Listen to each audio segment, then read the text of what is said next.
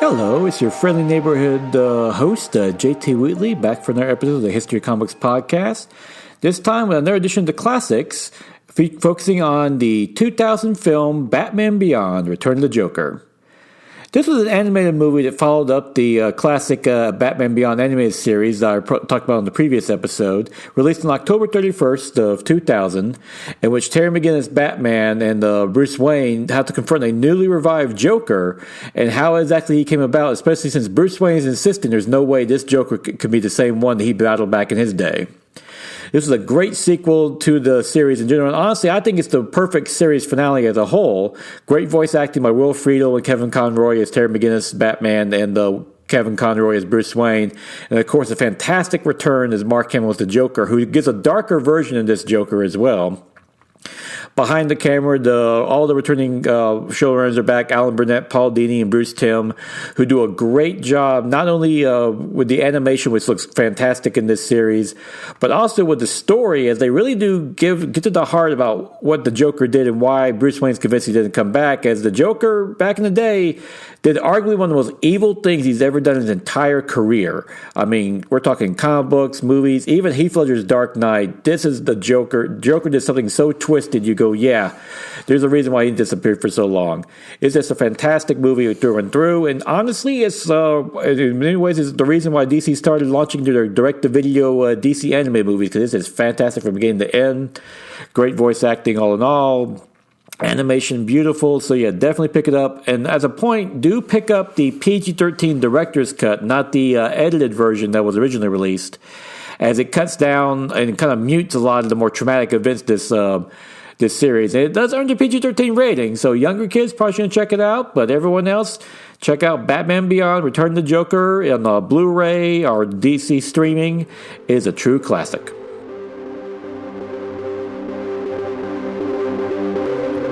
And now it is my read of the week for April 30th, 2020.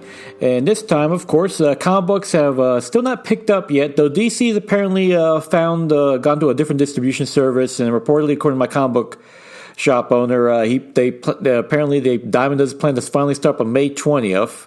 So there's some new books probably going to be showing up then. But until then, I like to get my comic book fix going. So this time I picked up Long Shot by Ann Nocenti and Arthur Adams, which is a 1986 six-issue miniseries that's now corrected in a trade paperback that introduced the character Long Shot along with the villain Mojo and his assistant Spiral. The story basically being this character Long Shot shows up from Earth from another dimension and has these mysterious luck powers. He's obviously an alien because he only has 3 fingers in each hand.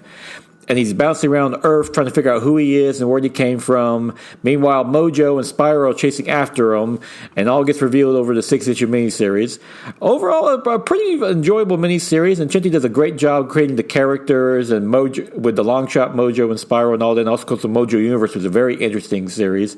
And it's notable that this is the series that introduced all these characters to the Marvel Universe and the X-Men Universe. Of course, Long Shot ended up becoming an X-Men, marrying Dazzler, and they became the parents of Shatterstar, who's now on the X-Force, and Mojo and Spiral are classic X-Men villains since then.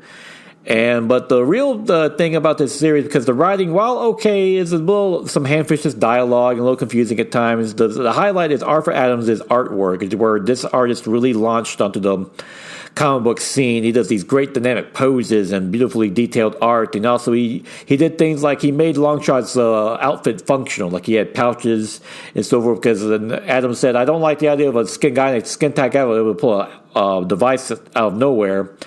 And unfortunately, he became a big influence for the image artists, for better or for worse, as even he will say, like, I didn't go that overboard, as, you know, with Jim Lee and Rob Liefeld, they put pouches on pouches, for goodness sakes. But back to this actual series, it's a great, fun read, a nice bit of, comic book history, Marvel history, because, like I said, it introduces a Long Shot, Mojo, Spiral, and the Mojo Universe, and all that good stuff, and also launched the career of Arthur Adams, who ended up being a really great comic book artist. So if you're looking for a good read at your comic book store, since no new comic books are coming out right now, this is definitely one worth checking out. And of course, if you can, still try to frequent your comic book store on a regular basis, support them during these tough times. Pick up maybe a new toy or a game or a read, just like I said. And, of course, maintain your social distancing and so forth until all this stuff comes to pass. Like I said, we're starting to reopen again and stuff like that. And if you can't go to the store, like do mail order or curbside or anything like. Just keep this. Try everyone to do what you can, as much as you can, as long during this crazy time. And of course, when you're self quarantined, go out and try to enjoy a good comic book like Longshot. And also check out Batman Beyond: Return of the Joker, because that is a true classic.